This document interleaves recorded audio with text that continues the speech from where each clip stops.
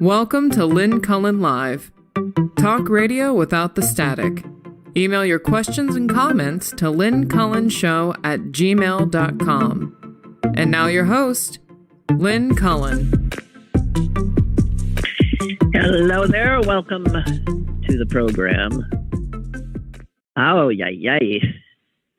So, everybody tired?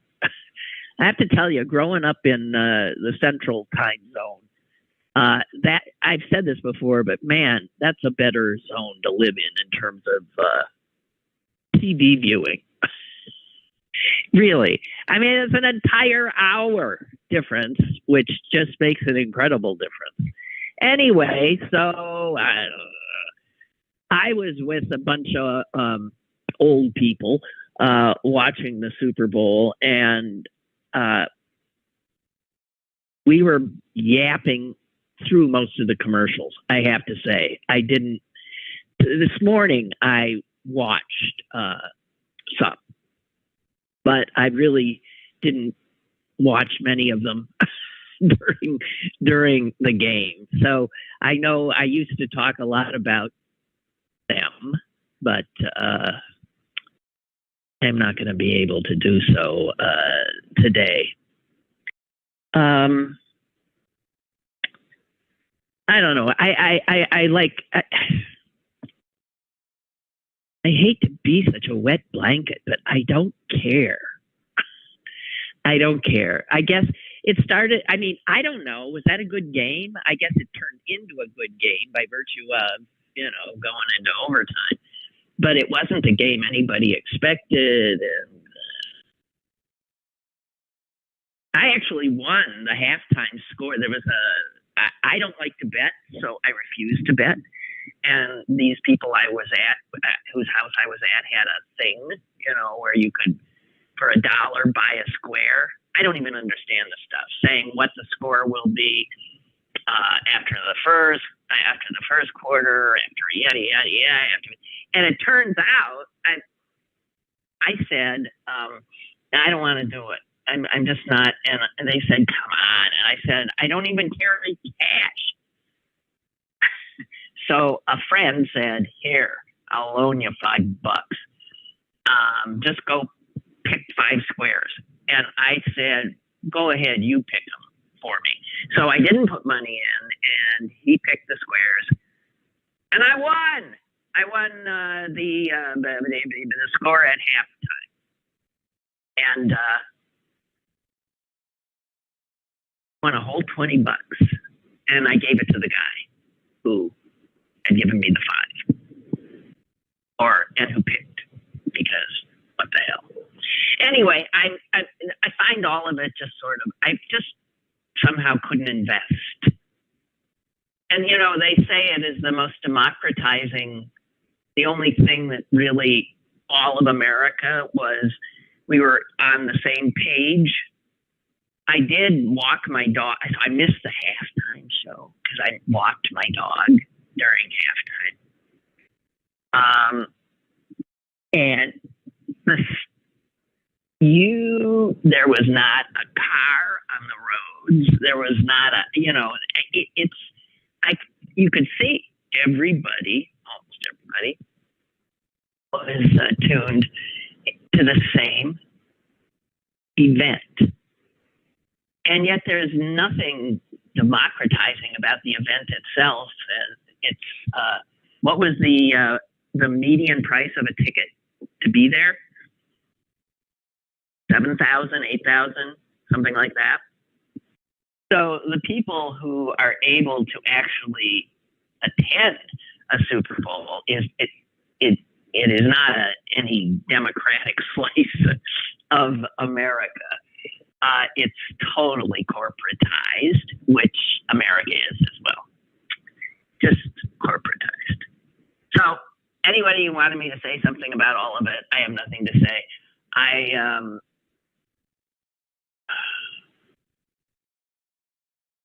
The Jesus ad made my hair curl. And what was so odd about it to me is that the people who have the money to put that ad out there. Apparently, the guy who owns Hobby Lobby is one of the big funders of that ad. He gets us. And so all the foot washing things, I looked up and I think I saw it, but I just couldn't. But here's the thing. So the people who put up the money to do that ad will today be giving money to CPAC. They will be busy undercutting the rights of immigrants and differently gendered folk. They will be actively funding efforts to deny women the right to control their own bodies. And I don't know. Jesus gets it. I don't know. So I just sort of, speaking of the corporatization of America, I came upon something that blew my mind. I'd never thought about it. We're entering, yes, tax season, right? We're all going to pay taxes, or if we have paid taxes throughout the year. And some of us might get money back, and some others, unhappy folk, will have to pay even more. But here's the thing. Did you ever think of the fact that almost all of us have to pay a third party to file our tax return? I mean, I look at the tax return, all that fine print, all those 5A, 5B, 5C, incomprehensible, this is and that, and my brain shuts down. It is made to be so intimidating, confusing, that you have to spend money to pay your taxes. I just wanted to tell you this. That is not the case in other countries. This is a result of the total corporatization of things that in other countries are totally governmentally sponsored. But we don't know. It's what we're used to. And efforts by Democratic presidents, efforts by Republican presidents to simplify this process so that it wouldn't be so difficult and would cost nothing additionally to put in your tax return, all those efforts have been scuttled by, well, I'm asking you to fill in the blank. Who's making the money off it being so impossible? Mostly, it turns out, it's TurboTax. They're the ones who are making money like bandits. And that's money that's being made by a corporation in which people are still doing a lot of the work themselves, but they buy TurboTax's software to help them in their efforts. I didn't realize that this was insane, and in other countries would be perceived as nuts that Americans have to pay. You know, we pay more for drugs than any other people. We're always having our pockets picked in this country. And in other countries where, you know, families get aid for child care and education and medical issues, where there is a safety net. The idea of what government is just wholly different.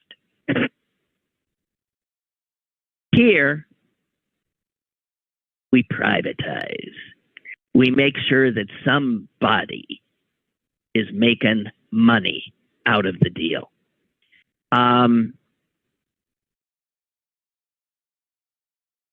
Okay, this is a description of how, if you're a businessman in the Netherlands, you have to file your taxes, right?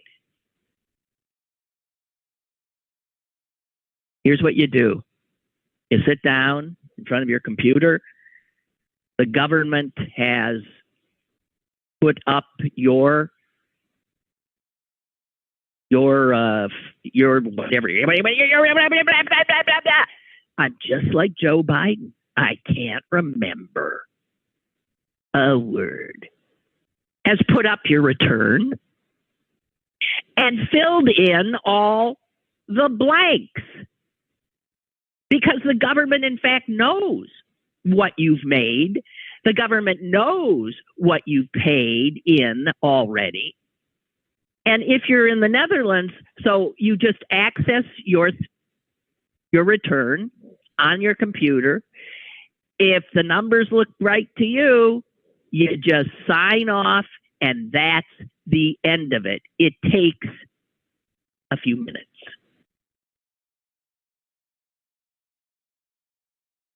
In Japan, the government sends a postcard to you. And on that postcard are the important things. Here's what we say you made. Here's what we say you owe. And if you agree, you don't do anything. If you don't, there is a way for you then to get in touch with them. So that filing your taxes is as simple in so many countries as simply saying, yes, that looks right. Just check a box.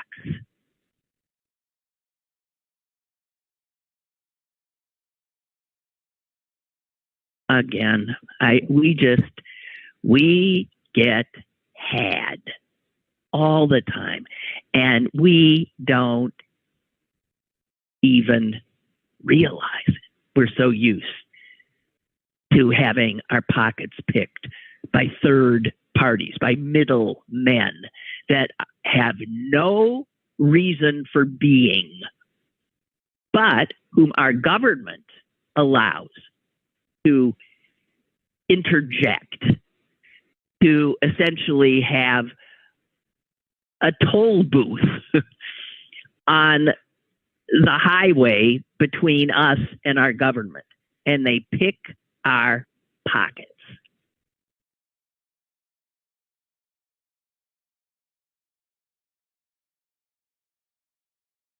Yeah, Bob, thanks for sending me that. I saw that Robert Kennedy Jr., God help us, with his repulsive ad, which ripped off his uncle's commercials from, 1960, 61. Talk about, how offensive is that?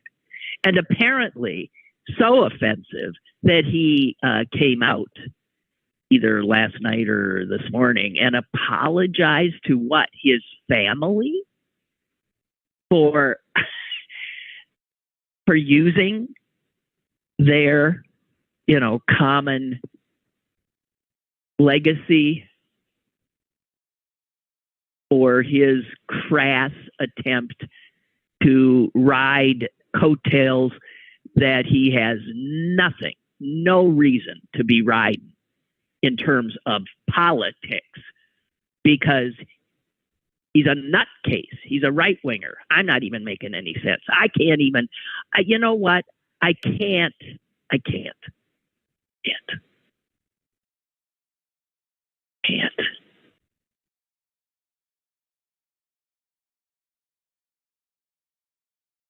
I've aged out of our culture. I've aged out. I've aged out of everything, I think. I'm not, it puts me off. Let's talk, though, about some more important things. When last we spoke, I truncated the show pretty much because the Supreme Court was about to hear arguments about whether Trump's name could be kept off the ballot in Colorado, and I felt this was hugely historic and important, and we should listen. Not to me, to them, to it. And so I did, went on for over 2 hours. Much of it I did not comprehend.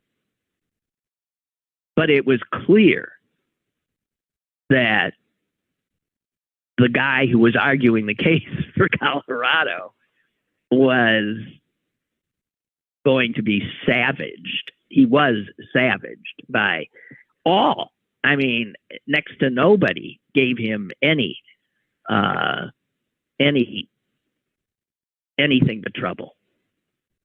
And so after it was over, and the people who do understand all the legalese essentially said the same thing, we knew that's it. So that's not going to work, that 14th Amendment stuff. Whether you think that's a good idea or not, I thought Justice, excuse me while I vomit, Clarence Thomas, who rarely even asks a question, and who should have recused himself, from this case, asked the first question when he normally doesn't ask, and then he was pretty much quiet throughout. And I think somebody who wrote a letter to the New York Times undoubtedly has it right. And this angers the hell out of me, because the court is supposed to not at all be involved, right, in worrying about the politics of a case, what the reaction to the case. They're simply supposed to, as John Roberts so famously said in his hearings before getting the job of Chief Justice, you know, you're just an umpire. You're there to call balls and strikes. Take everything else out. That's all we do. Well, obviously, bullshit.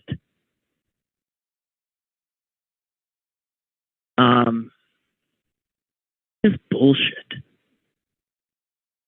So here's what this turns out. He's the dean of the Loyola School of Law. And here's what he says, and I'm sure he's right. It would not be surprising if we soon had 2 unanimous decisions by the U.S. Supreme Court, arguably going in different directions. This guy listened to the arguments on Thursday, and he said it certainly appears that they are going to go against Colorado. And he says probably based on the concept that this is a federal question that must be litigated in the federal courts. Otherwise, there would be a multiplicity of conflicting decisions. Trump's on the ballot here, Trump's off the ballot there, and you'd have a mess. And it was clear that even the liberals on the court were more than willing, you could tell, to sign off on that. So I think he's right. It'll be unanimous, probably. Maybe just one outlier. And then the other case, the more important case, actually, about immunity, is a president immune from ever having to face criminal charges forever and ever and ever and ever and ever. And he says that decision will probably be, again, unanimous. Unanimous in that they won't even take it.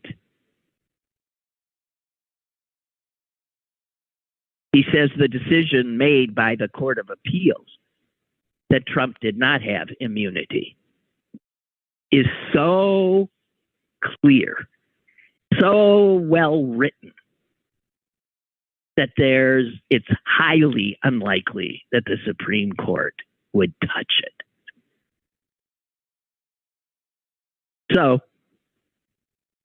you're going to have probably two, close to, if not unanimous, and it gets the court off the hook, the Supreme Court, finding one for Trump, finding the other against him. That would take the heat off the court, they think. It would certainly give the court cover for anyone who says it is politically motivated. But in fact, this is politically motivated, no matter how you slice it. So they're doing sort of a split the baby thing.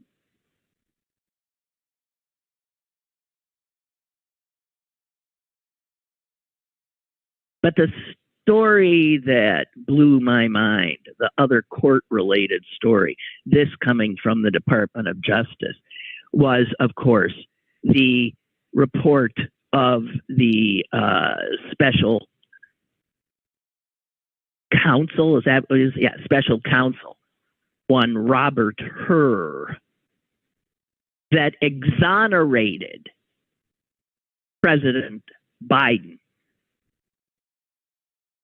and said that while there was some mishandling of classified documents by Biden, it did not rise to the level of a crime, which obviously is quite different than Donald Trump's hoarding, stealing, hiding of classified documents, which is why he's on trial.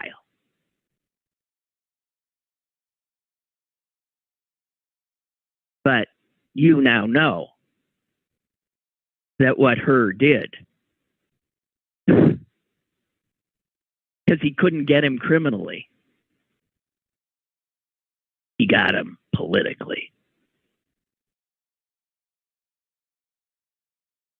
This is another politicization of a process that is not supposed to be.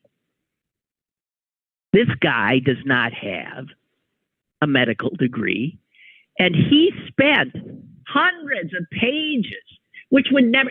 Listen, remember Vice President Pence was found to have classified documents at his house after Mar-a-Lago, and that trove was discovered.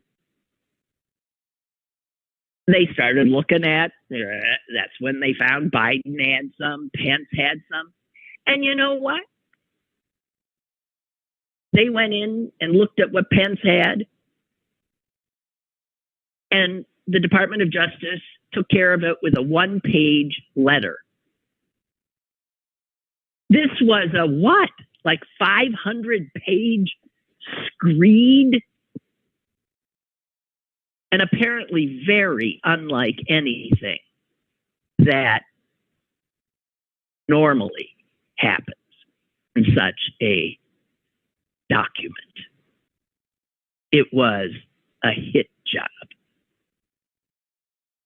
And so media, being media, took the bait, and instead of reporting, instead of the story being Biden, classified documents, no problem, everything's fine, They went with the stuff that happened 300 pages into this document, that Biden was an old man who didn't know what day it was. Gratuitous crap. And I just want to say this. I found out since that he was questioned for hours and hours on end. And you know when this questioning happened? It happened on October 8th. Why is that important? Because October 7th was the massacre of all those Israelis. A massacre of over 1,000 people. Largest number of Jews killed in a single day since the Holocaust. And as we know, all hell broke loose. And as we know from the coverage on the 7th and then the 8th and the 9th and the 10th, that Joe Biden and the Biden administration were on the phone with everybody, Israel, everybody, allies, trying to deal with what they knew was going to be a war. A scary war in a tinderbox. And I remember thinking at the time,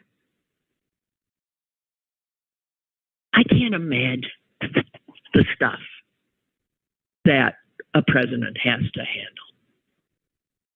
Because it's not just that happens on any given day, and where decisions must be made. Big decisions that will involve people's lives. That kind of stress, that kind of pressure, I personally could not handle. You know who can handle it? Joe Biden. But if in the course of all of this, he fails to remember the years, I never know years, never, ever. If you ask me, when did I start doing this show? I don't have a clue. When was I employed at WPTT as opposed to WTAE? When did I do that? I don't know. Numbers, dates do not register. Joe Biden is old. Joe Biden forgets stuff.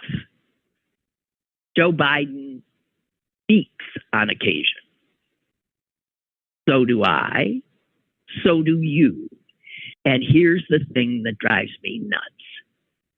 God knows, so does Donald Trump. And media cannot stop focusing on Biden and his age and giving Trump essentially a pass. Let me read. This is front page, New York Times, this weekend sometime, Saturday, I think. The headline is, "Views are split on candidates of similar age. Biden is hurt more than Trump is." And I will argue, New York Times and everybody else, it's because you focus on Biden's flubs and you don't anywhere near as much on Trump's, because it would be all you could do. You don't even know what are where he doesn't understand something. I mean, because he just lies.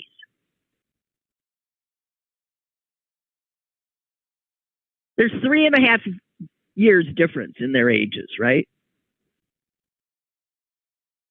And here's what this article says. It just drives me nuts.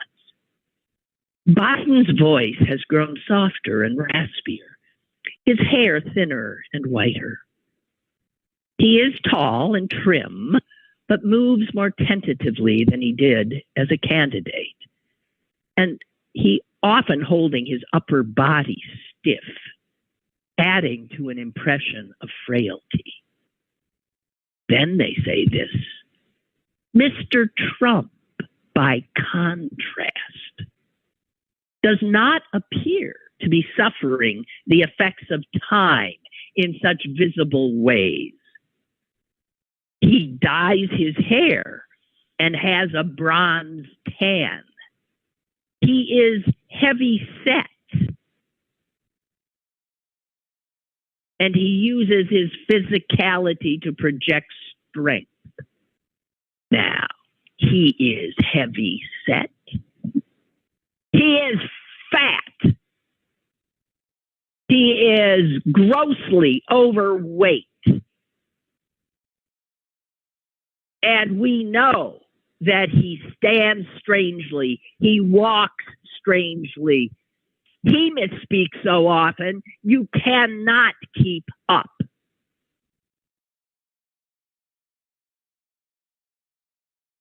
And then they say this of him, that when he speaks, he typically speaks for well over an hour, which they say is a display of stamina. No, it's not. It's a display of narcissism.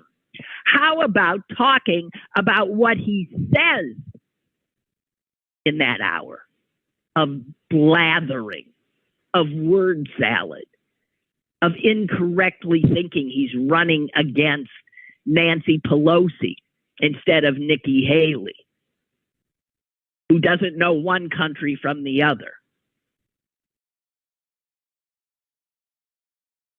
And then here's how it's all excused. Donald Trump is more of an entertainer, than a politician. And so there's just a different set of expectations. And that's why he gets away with it. Do you believe that? I think that's true. He's seen as an entertainer. Oh, it's just Trump. Biden is seen as a serious president. And so he gets held to a higher standard than the entertainer who wants to be the president again for life.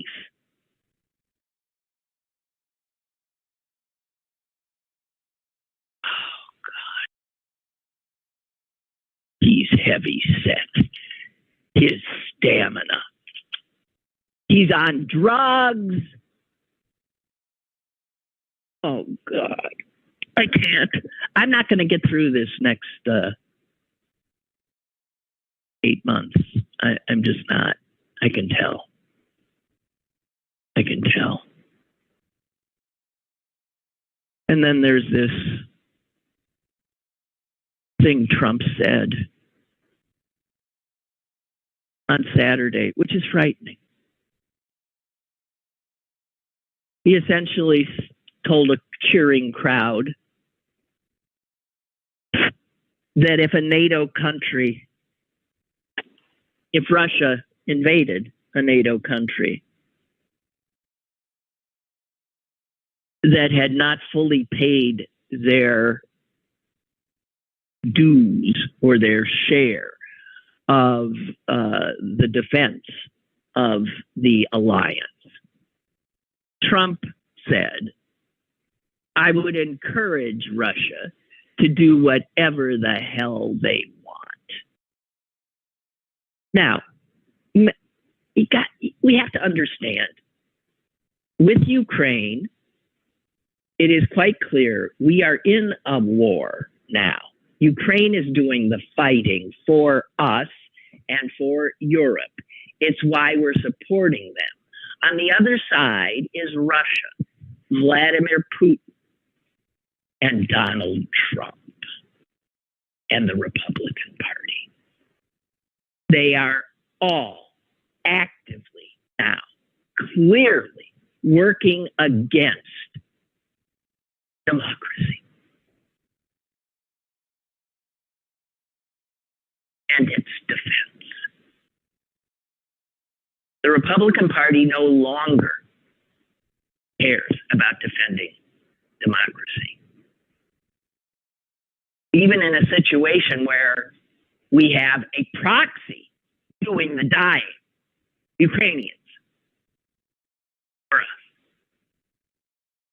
Anyone who knows history knows if Russia goes in and gets Ukraine, do you think they won't go into another country, reconstitute their once great empire?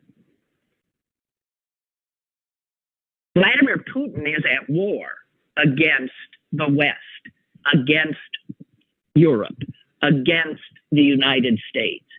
And a man who would be the president again is openly telling us that he sides with the enemy.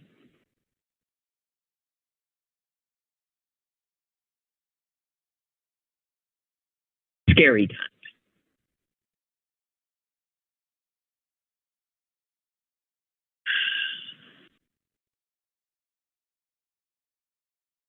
Roger writes, I believe FDR and JFK were frail, not in the best health. Well, yeah, actually. JFK was not a healthy man at all, even though he looked young. And, well, he was young-ish.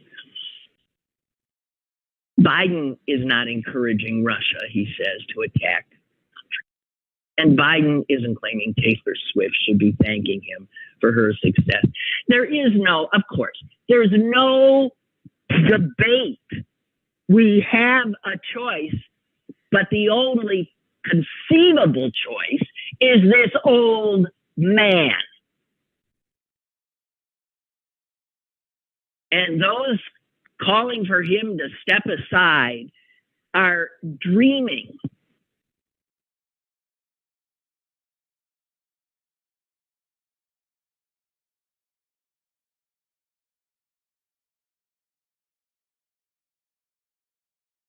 It's scary.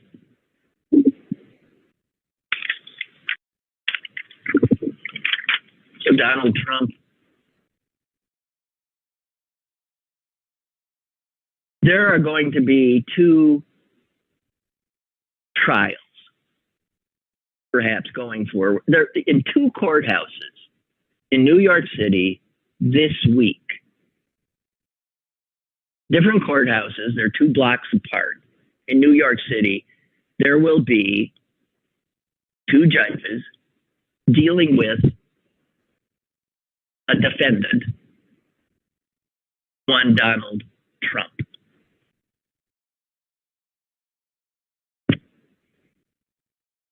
Amazing. Thursday, a judge will decide whether or not Trump's trial on paying hush money to a porn star during his campaign, 2016 presidential campaign, will go forward. He will be ruling on whether or not this case should be dismissed, as Trump's attorneys have asked. This case will not be dismissed. And in fact, that judge will probably then set a date for the first criminal trial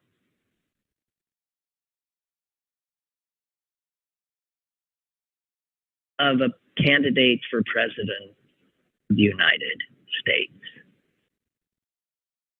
God almighty.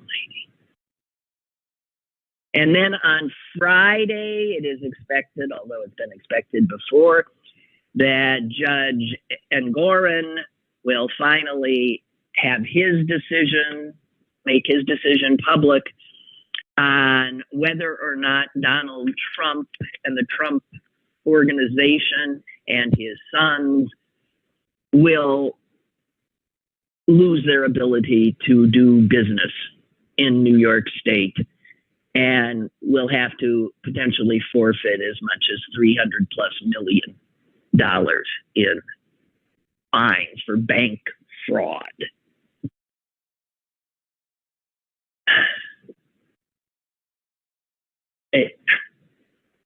The fact that we live in a country where so many are willing to support this crook,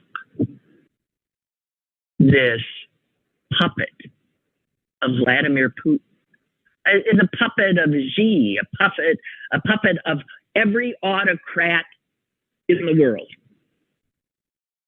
because he desperately wants to belong to the club.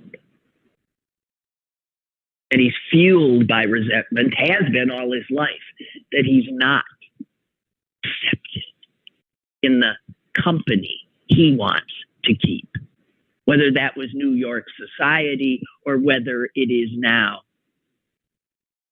the autocrats of the world.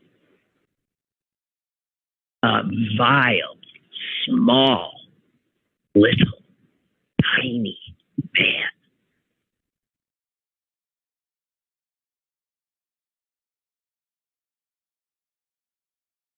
On another scary thing, I don't know if you pay any attention what happened in Pakistan. Pakistan, this is what happens where you don't have democracy. You have a semblance of democracy. There are elections.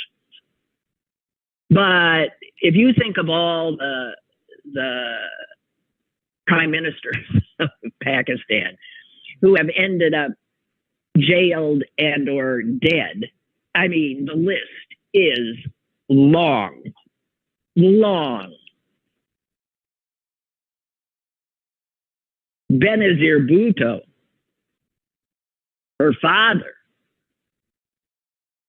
one after the other. And the military comes in whenever it sees fit and just makes, cleans the board and puts a bunch of people in jail on trumped up charges, exactly like Putin has done with anyone who endangers him.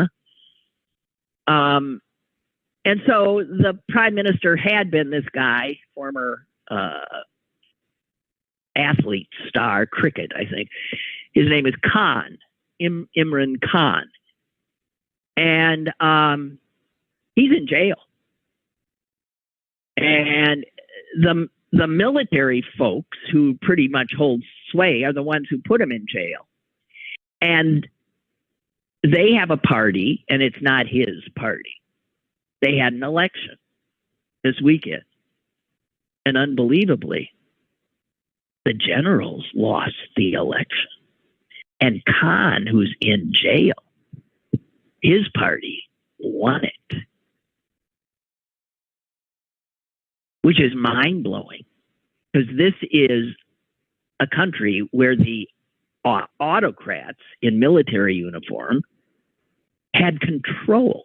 So much control they could stick, the prime minister in jail.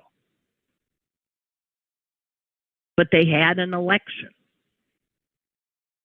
And the people went the other way. Now, this is still not a done deal. It's unclear what the generals will do. My concern is that I have read that one of the ways that the jailed prime minister's party was able to win was using artificial intelligence.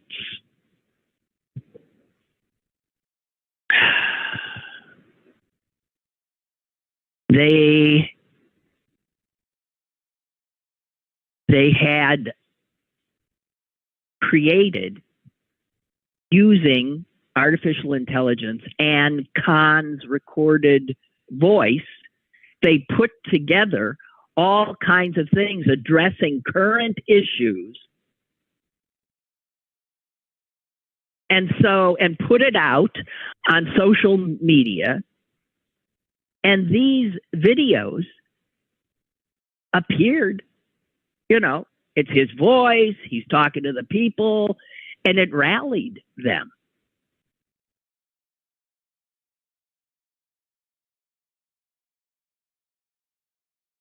And people are saying, well, in this case, that's good.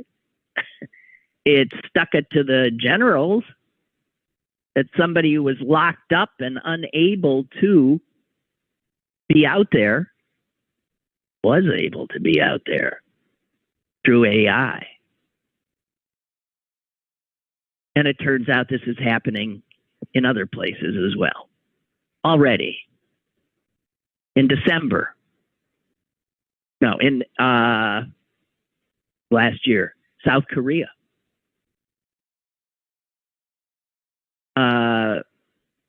The then opposition party, the party that was out of power, created an AI-powered avatar of its candidate. And this AI wasn't real, you understand. It was an avatar of its candidate, and it would interact virtually with any Korean who wanted to talk to the guy. And this avatar sounded just like the guy, spoke in slang. He had a better sense of humor. He was fun to talk to. And it was the young people of South Korea that totally loved this and interacted with the avatar. And then he won the election. Not the avatar, the real guy.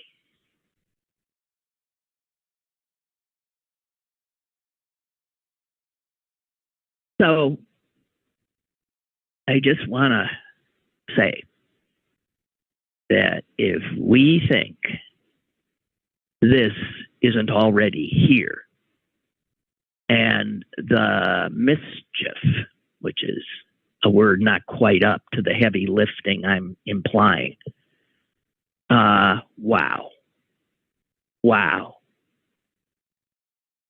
As I've said before, you and I are not going to be able to believe what we see. We are not going to be able to believe what we hear. It will seem seamlessly real. And because of the ability to get into people's heads, ears, screens, onto their screens, it will pollute in every way the political landscape. And here's some guy in Singapore who is a professor of this kind of stuff, and he says this: the integration of AI, particularly deep fakes, into political campaigning is not a passing trend, but a trend that will continue to evolve. And that means get better, get harder to detect.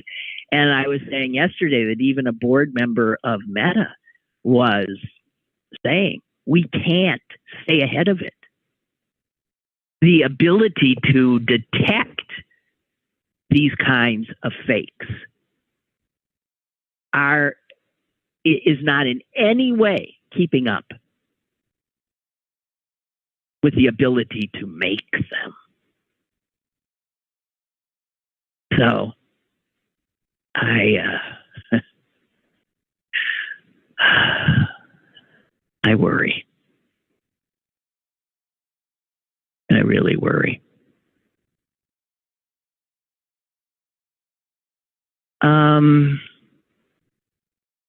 Hey, have you seen, and has nothing to do with anything I'm talking about, you've seen the pictures of those unfinished high rises in Los Angeles that were abandoned midway through it was supposed to be fancy schmancy condos or something. And I think it was a foreign group, maybe Chinese, who were building it. Anyway, they pulled out. And so you have these, I don't know, like 20-story tall, maybe more, big buildings with huge windows. And what happened once it was abandoned is that graffiti artists went to work. Have you seen the pictures of what these towers look like? I think they're works of art. I think they're amazing. I think they should stand as they are. I really do. I think they're beautiful. Have you seen them? They sure look better than they did without it. And to think, I guess the guys who put their stuff, their work on there, had to somehow scale this building, carrying all their paints and all this kind of stuff. It's just mind-blowing. I don't know. I don't know. I don't quite understand any of it, but they improved it. This is a place where graffiti clearly is art. And it ain't bothering anybody. And I was thinking, if you got this place, and Los Angeles has one of the largest homeless populations in the country, why aren't we making use of something like that to house people who don't have places to lay their heads? Instead, it's guarded, it's locked up, it's useless. The exterior has been improved, as far as I'm concerned.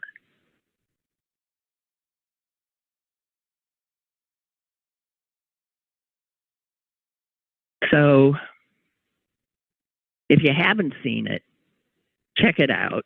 I think it's pretty amazing. Now, the law enforcement and the city government is decrying what has happened here as vandalism. And I think a greater crime, obviously, than paint on windows of an essentially abandoned building is that building could be repurposed if we lived in a country that had any imagination left on the governmental level.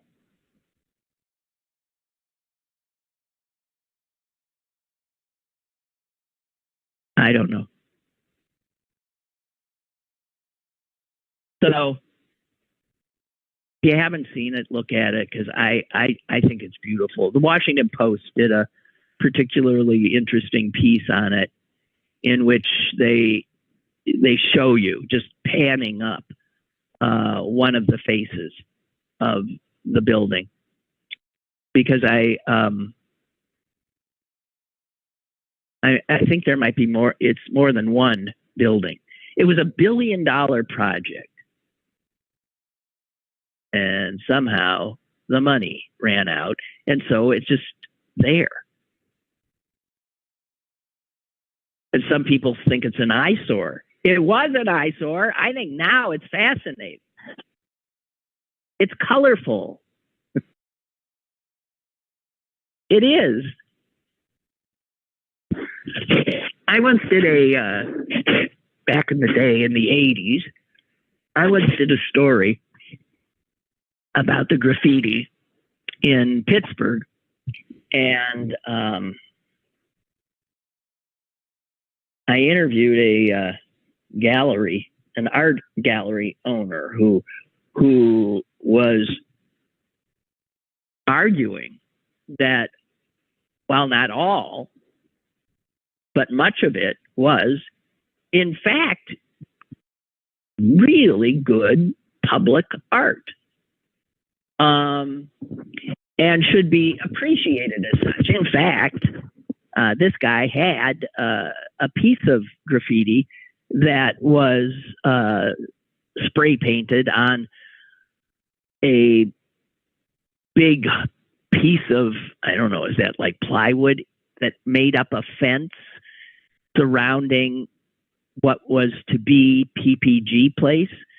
So when PPG Place was being built and it was a construction site, they have fencing around it. And a guy named Keith Haring happened to be in town, and he spray painted some of his stuff on it. This gallery owner made off with it. And he has it to this day, and it's probably worth,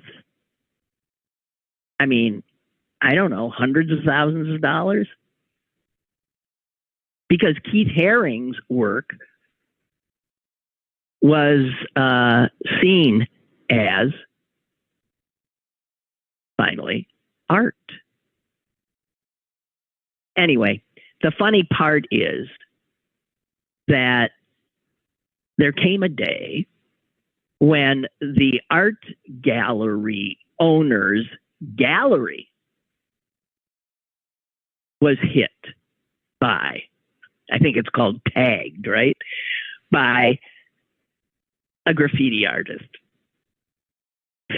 And so on the side and the front of his building, all of a sudden there's graffiti. He was furious. This stuff he didn't think was art.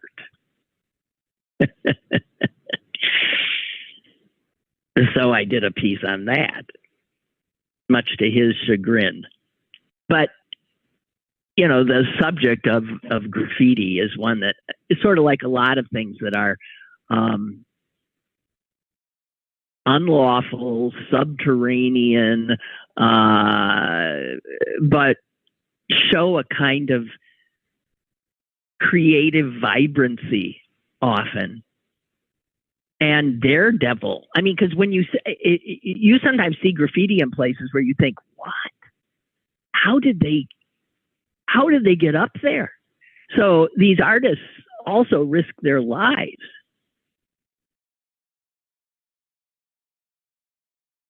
And some of them do have clear artistic skill.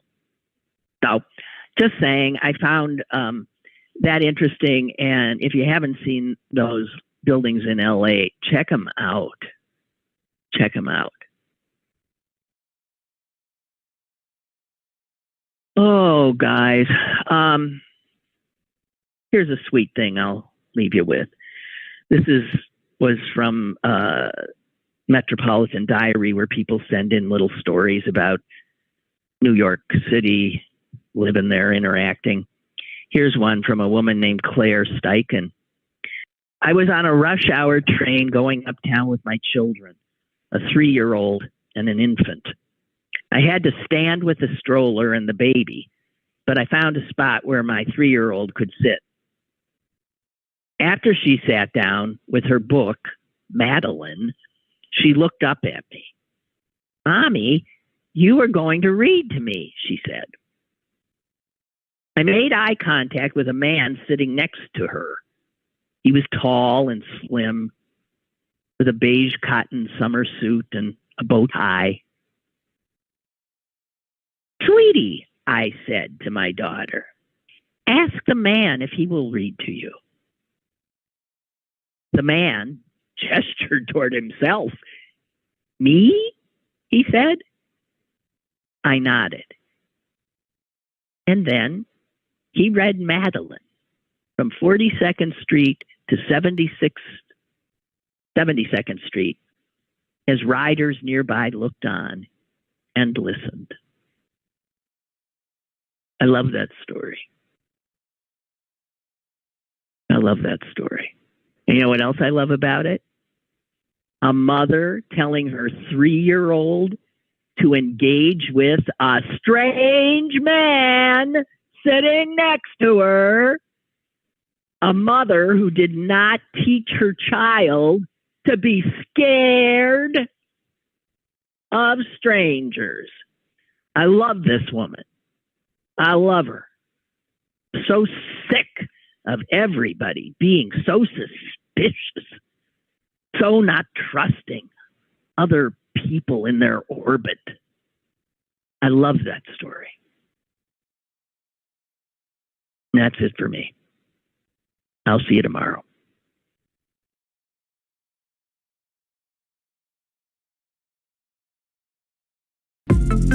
Lynn Cullen Live, Monday through Thursday from 10 a.m. to 11 a.m.